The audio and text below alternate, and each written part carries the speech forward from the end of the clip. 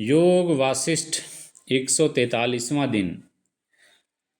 अरुञ्जूरेव बद्धोऽहम् अपङ्कोऽस्मि कलङ्कितः पतितोऽस्म्युपरिष्ठोऽपि हा ममात्मन् हता स्थितिः।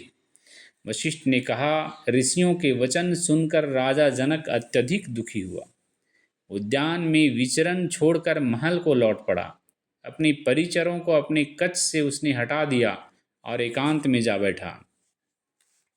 राजा जनक ने अपने से कहा, दुख की बात यह है कि मैं एक पत्थर की तरह इस दुख भरे संसार में लुढ़क रहा हूँ। इस अनंत काल में मेरा जीवन काल है ही कितना, फिर भी मैंने उसके प्रति मोह उत्पन्न कर रखा है।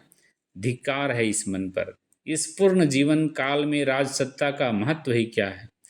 लेकिन मूर्ख की भांति मैं सोचता हूँ कि उसके बिना रह ही नहीं सकता।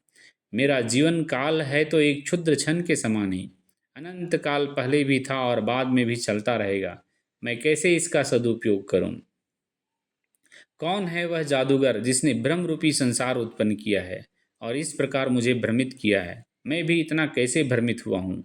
जो समीप है और जो दूर है वह सब मेरे मस्तिष्क में है। मैं सभी बाहरी पदार्थों का भय त्यागूंगा। मुझे ज्ञात है कि सांसारिक व्यस्तता अंतहीन दुखों की जननी है। मैं सुख की क्या आकांक्षा करूं? क्षण पर क्षण, दिन पर दिन, महीने पर महीने और वर्ष पर वर्ष बीतते चलते हैं और मैं देख रहा हूं कि सुख आता है और अपने साथ दुख भी लाता है। दुख पर दुख निरंतर आते ही रहते हैं। जो कुछ भी संसार में दिखाई देता या अनुभव में आता है वह सब बदलता और नष्ट होता रहता है।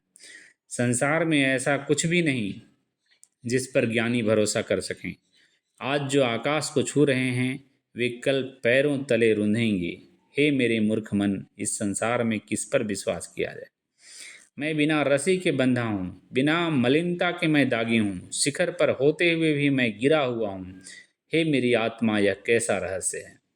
जिस प्रकार सदा चमकते रहने वाले सूर्य के सम्मुख तिरता हुआ बादल का टुकड़ा आ जाता है, ठीक वैसे ही मुझे अपनी ओर रहस्यमय विभ्रम तिरता हुआ भयभीत आता दिखाई देता है। तिरता हुआ दिखाई देता है। हे मित्र और संबंधी, क्या हैं ये सुख भोग? क्या है? जिस प्रकार बालक भूत को देखकर भयभीत हो उठता है, उसी प्रकार मैं इन परिजनों से भयभीत हूँ। मैं जानता हूँ कि ये परिजन वह रस्सी हैं जिसने मुझे इस बुढ़ापे, मौत आदि से बांध रखा है। मैं अभी भी इनसे चिपका हूँ। ये परिजन रहें या नष्ट हों, मुझे इनसे क्या लेना देना। बड़ी बड़ी घटनाएं हुई और बीती, बड़े बड़े लोग आए और गए, छोड़ बस पीछे स्मृति ही गए। आखिर किस पर अब भरोसा किया जाए? यहाँ तक कि देवता और त्रिदेव भी लाखों बार आए और गए। क्या अस्थाई है आखिर इस ब्रह्मांड में? मात्र झूठी आशा ही व्यक्ति को दृश्य संसार रूपी दुस्वप्न से बांधे हुए है। धिक्कार है इस दयनीय स्थिति पर।